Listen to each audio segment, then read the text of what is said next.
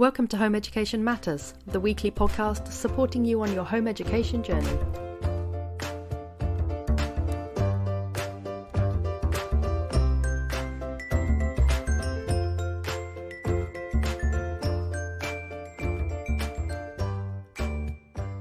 Hello and welcome to Home Education Matters, and today is our next episode in our little mini-series that we're calling A Journey into Home Education. And I also kind of really feel like I want to call it Ash's story, because this is all following Ash's journey into home education. So Ash, it's been the end of your first month as a home educator, because this is going out start of October. So tell us how you've been getting on in your very first month as a home educating family. It's been really good, and there have been some really, really good moments, some amazing moments, and then there have been some not so good moments. So I think that was to be expected, though. So yeah, we started off really strong. The biggest thing I have to say is that my son's emotional, just mental health in general is so much better. He's much calmer. We're not seeing meltdowns at all anymore, whereas I think when he was at school, he would probably be holding it in all day, just doing all the things that he needed to do, following all the rules of school. And then when he came home, there'd often be either him escaping to his devices, or just like meltdowns over something that I would consider nothing major, but for him it was something that was really big. So for us as a family, our home environment is much calmer and much nicer. So that is the biggest plus that I could ever say, whatever I've hoped for, which is great. So that's been amazing. And then with regards to the actual home educating, I remember last time telling you about all these plans that I had put into place. All your coloured folders and stuff, right? Yeah. They've gone okay. So the first couple of days we were really strong. We have got a timetable that we tried to stick to as much as possible, but and in the first couple of weeks we were really trying to stick to that, and I was getting kind of frustrated if it wasn't being followed to a T. But obviously being at home, sometimes things happen. Sometimes Ismail is more I guess resistant to being up and alert and doing the things when he wants to do. So I've just changed it to so long as he gets it done in the day when we're both working, that's fine. So sometimes he might start a little bit later, but then he'll finish a little bit later, and that's okay. He's really, really enjoyed learning about the things that he chose to learn about. So which obviously that as a teacher, as a previous teacher, I know that children follow their interests. I should know that about my child. But obviously when you see it happening in a practical sense, it's like, well, why didn't I do this earlier? So we've been doing a lot of things about the First World War. We've been reading books about the First World War, which is really, we were reading a fiction text as well, which he's absolutely loving. And he hated reading before we started home educating. So kind of, how the schools send you home with a book and then you're supposed to read 3 to 4 to 5 times a week and then have the signatures in the diary. It just wasn't happening because the part of a reading scheme, he wasn't enjoying the books and he just didn't want to read. Whereas now, so we've just come back off holiday. We went on holiday this week. We got back last night, actually in the early hours of the morning, and he took the book with him and we read the book while we were away. So that's like a really big win because I'm a big reader and I've always not wanted to force that on him, but I wanted him to kind of understand the joy of reading. So he's certainly gotten an improvement there. And then with other things as well, kind of in the beginning, I tried to make it as fun as possible. So rather than sitting down and saying with maths, we're going to start looking at number and place value, which is what we always do in autumn 1. I decided to do like one of the projects off Twinkle, actually. So there's a roller coaster making one. I've done that in school before, and he's really obsessed with theme parks at the moment, and building roller coasters and all those sorts of things. So he absolutely loved that, and I think in the first couple of days he was like, "This is amazing. This is really good fun," and which was kind of made me feel vindicated, which was great.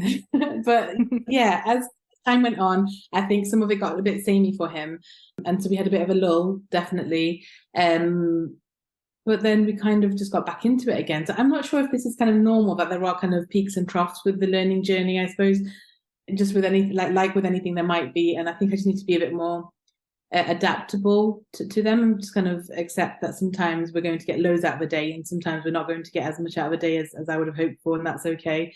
So it's an adjustment for sure. Yeah, I mean, I found that very much that that it was, there's actually something called tidal learning, which is something like slightly different. But for me, I think home education, it does have ebbs and flows, and that there are some days, in fact, some weeks where, you don't really want to do very much, or maybe some weeks where you're seeing lots of people and you're out and about a lot more. And then there's other weeks where it just flows and you feel like, what, let's do more lessons than we would normally do because it just feels like it's rolling really nicely at the moment. And I think that's it's a kind of strange thing, but also a really nice thing to be able to go with that flow, I think. And a lot of it as well, because your son is 10, right? 10, yeah? 11. He just turned 11 2 weeks Ooh, ago. 11. So yeah. Okay, so I mean, at this point, you start getting into puberty and then like hormones start going crazy and you have to kind of go with the flow a little bit. But it sounds amazing. So it sounds like he's happier and he's rediscovered his love of reading all in the first month, which is pretty big wins, isn't it? That's nice. Absolutely. I'm really, really happy with the way that's gone and not having that stress. I don't know if because your children have always probably been home educated, is that right? Yeah, but so that feeling that I'm sure lots of people can relate on that Sunday night just before school the next day, when Ismail used to just absolutely hate Sunday evenings. He didn't want to go to sleep because that meant that he'd have to get up in the morning. And I mean, a lot of adults can probably relate to that as well, about not wanting to go to work the next day. So not having that to deal with, that stress for him to not have to deal with that, he's able to then, I think, put his energy into kind of things that are more productive for him, which is really great. I mean, yeah, it's really nice to see him engaging in things that he normally wouldn't, and even like seeking out opportunities for learning, not even realizing he's learning. So if he comes across something, so yesterday as we were landing, our plane was landing. Like this might not be true, I haven't fact checked this, but he's obsessed with airplanes, absolutely loves them. But he said, fun fact, did you know that when an airplane's landing, it uses 30% of its power to land, and then after that it kind of lands itself, basically. I don't know if that's true or not, but I just think that he's researched that, he's gone out and done that himself without me even knowing. He does surprise me quite frequently with the things that he knows. This is just amazing. That's learning that he's doing on his own, and he's having the opportunity to be able to do that at home because he's following his interests and he's not so stressed and escaping on Fortnite every night, which is fine as well. Playing Fortnite is fine. He still does that, but he still has now a more varied interests at the moment, I would say.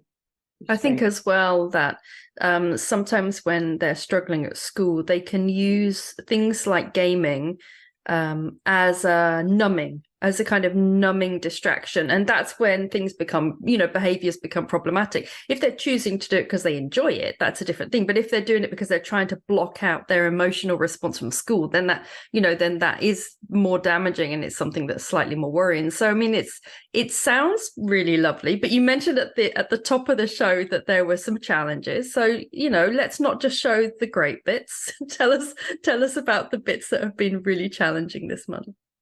So I guess it was the days where he's not feeling so motivated, and he is. So I might have planned something amazing to do. In my opinion, it's like, this is really great. You can get lots of learning out of this, and it's like really engaging. And then he might be like, that preteen moan that they do, which I can't really replicate. It's just like, oh, not again, like this is really boring, I'd rather be at school, those sorts of things. And he doesn't mean it. I know he would rather be at school, I absolutely know that 100%, but it does trigger me sometimes because I try really hard to ground myself and not say anything to this, but he's very much obviously home educating puts all the all the stress and all the responsibility of educating a child on the parent, and that is a lot to take on. I think it's a big decision when you're making it, and I was completely aware of this decision when I made it, but sometimes I think the gravity of it creeps up on me, and I think I have to teach him everything that he needs to know, or I have to figure out a way of him getting that knowledge, and if I don't, I'm letting him down, or I'm not doing what I'm supposed to do. So I think I have moments like that, and they can be quite stressful. And I think when he's not responding to all the planning or the work that goes into it, that can sometimes be quite difficult as well, because it feels like I've wasted my time, which I haven't, because we can then do that another day in a different way. I know that, but I think in the moment that's difficult, and just adjusting to that can be, that can be quite tricky sometimes. So that's one of the biggest challenges I feel we've had. I'll just kind of leap in there, because I think that sense of responsibility is something that I didn't notice for years and years.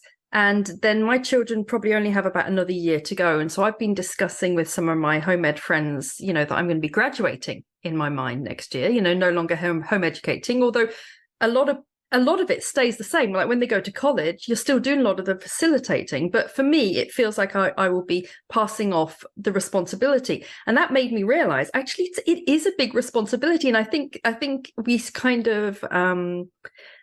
those of us that have been doing it a long time, or maybe didn't launch into it, just kind of soft launched into it, if you know what I mean.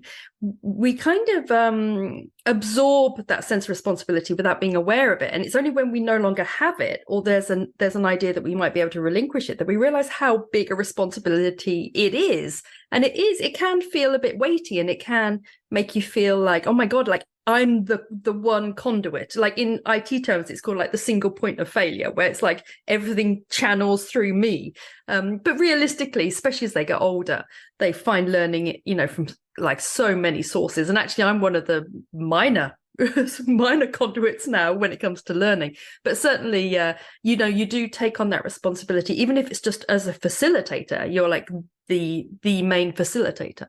Yeah, absolutely. I think that is to get him to the stage where he is able to then go and follow his interests. And he does follow his interests, but obviously in a way that is, I guess, you're learning at the same time, and I know he's learning at the same time. That's the way to be. I guess what I'm trying to say is he needs to be an independent learner, and that's my goal, to make him an independent learner. But this is still early days. But yeah, but that responsibility is quite heavy sometimes, in the weight of it. But yeah, and then on top of that, so I guess other difficulties or challenges I might have had. So I've had contact from the local authority already, which is fine. But school, when I deregistered him, school sent me the standard email, which I was expecting anyway.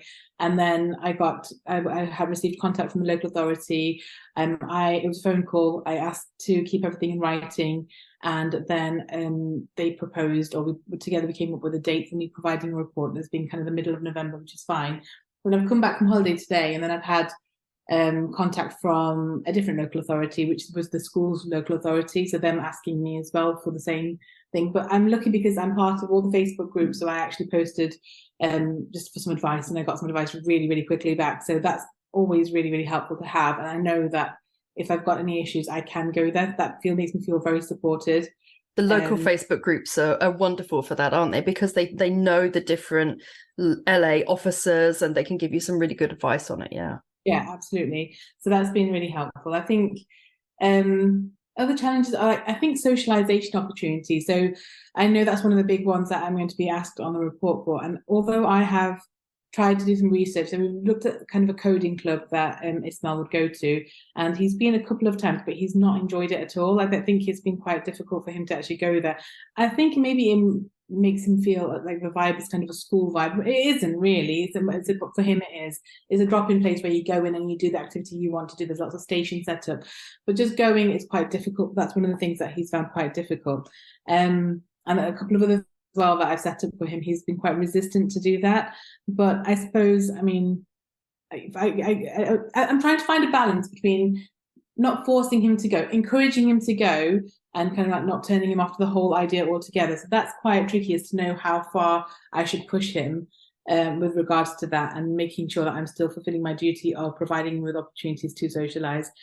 Yeah, I mean, realistically, it's very early days, isn't it? And putting a report in middle of November, that's literally just then basically 2 months worth that they'll be able to get, because you haven't been doing it for longer than that. And so when it comes to socializing, don't forget that socializing doesn't just have to be with, his peer group. Socializing is with all sorts of people, family members. And when you've been, you said you'd been away, anything like that it involves socializing. And 2 months is not long to get your feet under the table and get used to it. So I would probably maybe just take it a bit, if he's sort of quite easily triggered by school-like experiences, then I would play it a bit slow, and see what sort of nice informal home ed meetups there are.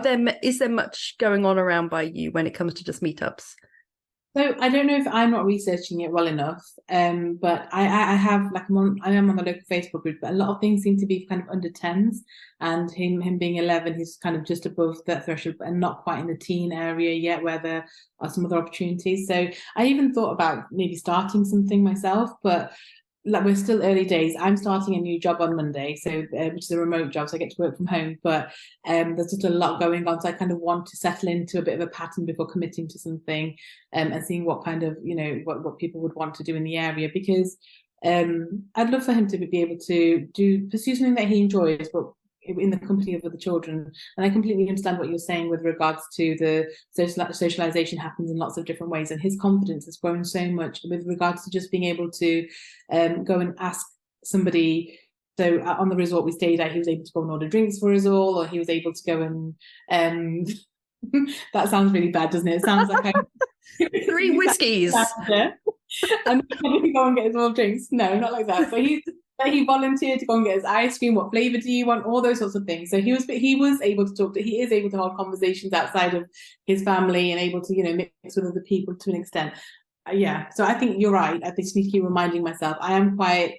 I can be quite critical of myself, and I want to be really careful not to push that onto him and place my expectations super high, so that then he's falling short. So I don't want to do that at all. So he has had lots of opportunities for socialization, just not in the perhaps the I guess the standard way, or the more preferred way that maybe the LA would be. I guess I'm thinking of the LA all the time, in the back of my mind when I'm thinking about these things, and maybe I just need to let go a little bit and not be so, oh, how am I going to say this in the report, or how am I going to prove that I'm doing this? I know I'm doing it, and I know he's doing a great job. So I just need to, I think, not be so critical. Maybe I think that's probably let go of the LA, because it's only been 2 months. One thing I was going to say is that I found sometimes on the local home ed groups, you can kind of lurk around and you can't see much that's happening or much for your child's age group. And so I found that it's quite helpful to go on sometimes and just put a post up and just say, we're new to home ed and my son is this age and he likes doing these kind of things. And is there anyone who's got a child kind of similar age who might want to meet up? And that way, and then when you have a couple of one-to-one meetups, you hear about things that are going on, because invariably, this is how I've heard of pretty much every group we've ever ended up going to, is because I've met a one-to-one parent and they've been like, oh, have you heard about this thing that's going on over here? And I'm like, no, I did not see that in the groups. They're like, oh no, they don't post anymore because so many people go. But and you hear sort of through word of mouth a lot when it comes to these things. So that might be worth doing, almost like a Lonely Hearts ad, this is me, and come and be friends. Yeah, no, that's actually really good advice. I think I'll do that. Yeah, that's helpful. Any other challenges this month that you found, or any kind of unexpected things that you maybe weren't expecting that came left of center a bit for you? So I think the reactions of, I think a lot of people can relate to this, reactions of family and friends and people who find out that you're home educating. I think I come from a very standard traditional family in which they believe, you work hard at school, you just, do everything that you need to do to get to college and university, and just a very standard route through education. So telling them that I was going to be home educating Ismail, but that was interesting, because I got a lot of kind of, are you sure you want to be doing this? Are you sure you want to be taking this responsibility on? Is it the best thing for him? All those things that I think everyone probably goes through. But I think, over the last few weeks, they've seen a really marked improvement in Ismail's just mental health and well-being, and the way he is and the way he has responded to the work. He hasn't just kind of thought that I'm not going to do anything. He's wanted to engage in learning the majority of the time. And I think they've been surprised by that. And therefore, I feel as though they have been kind of more supportive towards it as well. So that's been nice to have, other people recognize that there's been a change in him. That's something that's caught me by surprise, I suppose, so soon, because like you said, we've only been doing it for a few weeks. So I'm excited to see kind of where we're going to go moving forward. I think people get on board when they see your child thriving, and because it's like they have a lot of objections, and then the objections just kind of wash away when they see that your child is happy and thriving. And I always say, that unhappy children can't learn, they just can't, because they're too emotionally wrought, they're too overwrought with their own emotions. They can't then think about it. I always liken it to I think I've used this analogy in one of our very first podcasts, that it's like if you the ship is sinking and you find yourself treading water out in the ocean, and people start shouting maths questions at you, and all you're trying to do is you're just treading water, you're just trying to stay afloat, and you're expected to sort of learn maths or do creative writing, and you can't do it, you're just trying to survive. And I think it's very much like that. And so I think once family and friends tend to see your child thriving, and once they get over the initial desire to test them on things, which is always a really popular response, like particularly if they say, what is it you're learning at home? And if your child dares to say that they're learning a particular thing, they will then decide it's their job to test them on that subject. Have you had that? We have had that quite a number of times. Not yet, but I'm sure that's to come, because I think they understand we're in the initial teething stages. So I'm sure that will come with time. Okay, thanks for prepping me for that. Yeah. Look forward to. And prep Ismail as well, because it's really like, when my two, they have a habit of liking to learn languages, and as soon as they tell anyone they're learning a language, that person will then try to speak to them in fluent German, and then like kind of look at me as if to say, well, that's kind of weird because your child does not speak fluent German. It's like, do you do this to school children out of interest? Do you quiz them all on their subjects? So No, it's interesting, isn't it? That's what I mean, that responsibility of them feeling like, oh, you're the person who's in charge, and then everyone also thinks that you're in charge. Well, you should be. They're kind of testing you by asking the children the questions, aren't they? They're basically Ofsted. They're Ofsteding us. You're right. They are. They're Ofsteding us. How dare they? Yeah. Well, how have you been finding it as a parent? You mentioned that it's that, every now and then you get this kind of 2 a.m. weight of responsibility that you're now in charge of your child's learning. But are there any other things that you've found, that you found as a parent that have been positive or negative? I've really enjoyed spending more time with him. So I think we get into a pattern. Of course, Ismail was at school for 10 years, or not 10 years, 5 years, 6 years, however long he was at school for. And you don't realize how little you actually see, or maybe you do realize how little you see your children when they're at school all day, then they come back and you're then trying to sort dinner out and all this sort of stuff, and before you know it's bedtime. So we've had some really amazing moments where it's just been the two of us, or the two of us and his little sister as well, who's only 2.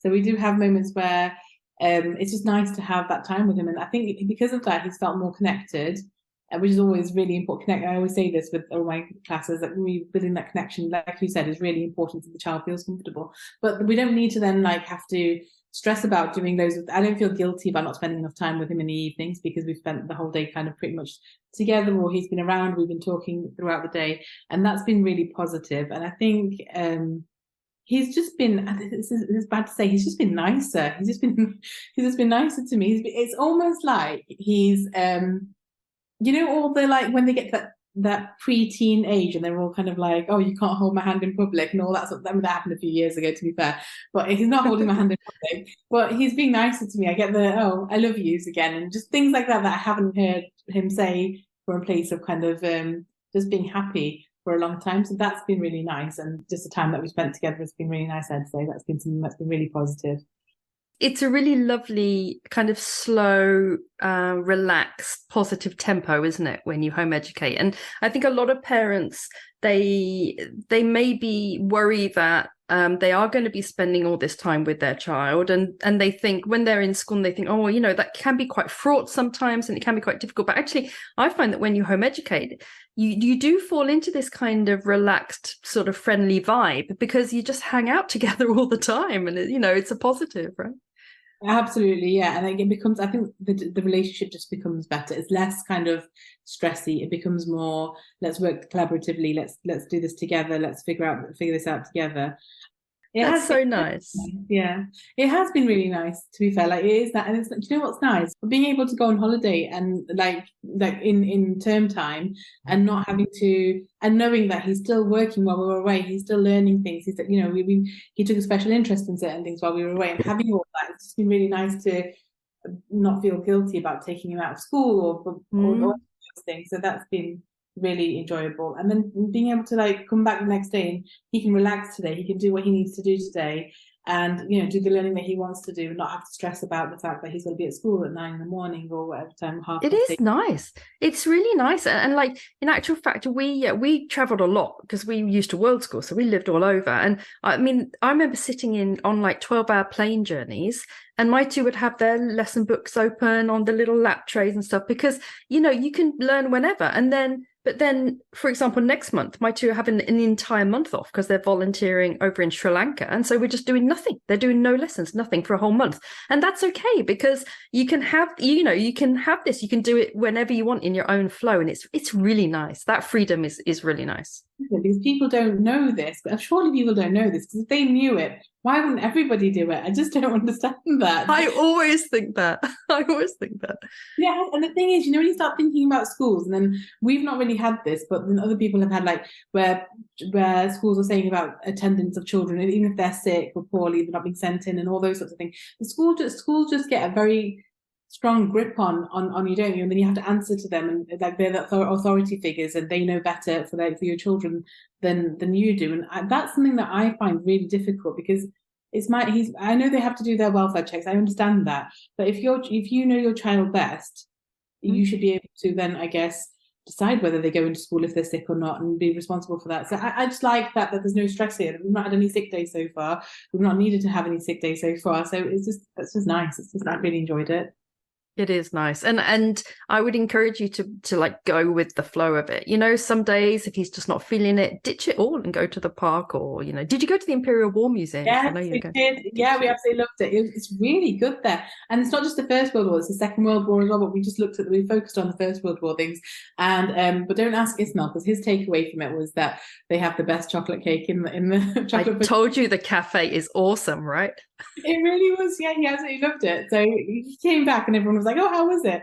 And his response was they had the best chocolate cake, yeah, anywhere. But he did bring a little magnet back as well, so he did enjoy it. And I think he did a lot of research on the First World War before we even got there. And so when he was like, oh, I already know that, I already know this, and oh, this is where they said this. And I thought, he knows more than I do, and I've been teaching this for years. So that's been really good. Yeah, really that's wonderful. That's wonderful. And I honestly think that when children sort of hook into their learning in that way, then they learn so much more effortlessly as well, than when you're trying to kind of shoehorn stuff into them. But I mean, realistically, you do also need to have there's certain subjects that you tend to kind of need to tick along, but you can fit pretty much everything into a project. Like if he's interested in, did you say fairground rides and that kind of thing? I mean, you could do theme parks, that's right. You can do pretty much every curriculum subject could be ticked off within that one project, couldn't they? You could do like advertising, brochures for creative writing, and actually for business as well.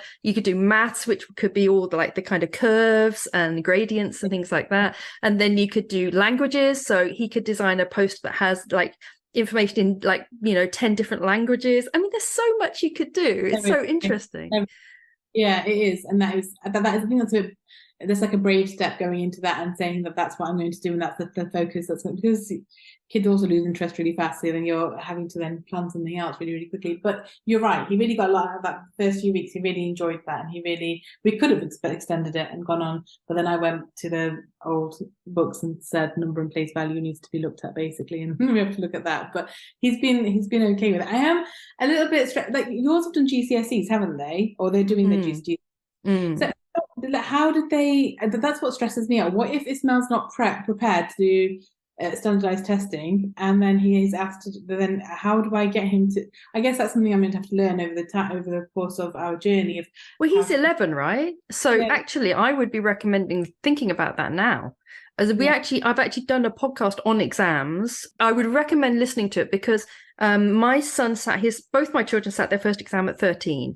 And if you do that, you can spread them out really nicely. And my son did statistics, my daughter did classical civilization. But so you can choose like anything you want. And my son has 11 GCSEs. He also did an EPQ, which is an AS level. He did that at 14, and he's doing 4 A levels. And so, oh, how did he do this? It's the thing is, when your family say to you, oh, you sure this is the right move? You should direct them to the podcast that I did with a few weeks ago with the woman who was home educated, who is now interning at NASA. Like, you can if you want your child to be like super academic, you can really fly home educating, because you can do it all in your own time. So you can start nice and early and get these GCSEs in nice and early.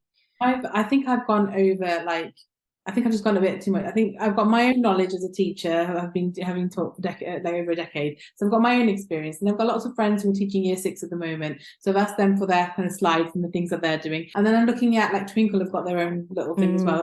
So I already had the Twinkle membership with my teaching. I've got that. So now I've got like lots of different things in my head. I need to just pick a lane, I think. And I think I'm bitting and bobbing, and that's causing me more stress, because I'm like taking a little bit from here and a little bit from there. And and I'm not sure how much he's enjoying, which bits he's enjoying. And then I'm thinking, should I just get a maths tutor just so I don't have to worry about maths? Because that's the thing. It was maths and English that I really wanted to just kind of get off my that kind of plate. I think as soon as you can bring in a certain amount of responsibility for your own learning, it's better for us as parents, but it's really good for them, particularly when it comes to university and stuff. So it's a long way away for you. Well, it goes by so fast, doesn't it? That's the thing. And like I said earlier, when I do get moments of panic, for some reason, the algorithm on my TikTok has started showing me like SATs papers, and it's probably figured out that I've got a child that age, and I keep thinking, oh, would he be able to do this? And then I have to remind myself he's not doing the SAT, so it's okay, and then just take a step back. But it's difficult, because you're in a world where the majority of the children, the vast majority of children, are doing things in a different way to the way your child is, and then just accepting that it's okay, and he's going to do it his own way, and that's okay. You have to keep reminding yourself that. But I think once we get used to it a bit more, I think that those moments will hopefully become less and less. There won't be as many of them. So that's the hope. Well, it sounds like a very positive start already, and we'll look forward to catching up with you next month. So at the end of October, which will be just before your LA report, and you'll have been 2 months into it by then. So that'll be really nice. We look forward to catching up with you next month. Thank you so much, Ash, for coming on and telling us about your first month as a home educator. Amazing. Thank you so much for having me. Thank you so much for joining us for today's Home Education Matters podcast. See you at the next one. Have a lovely day.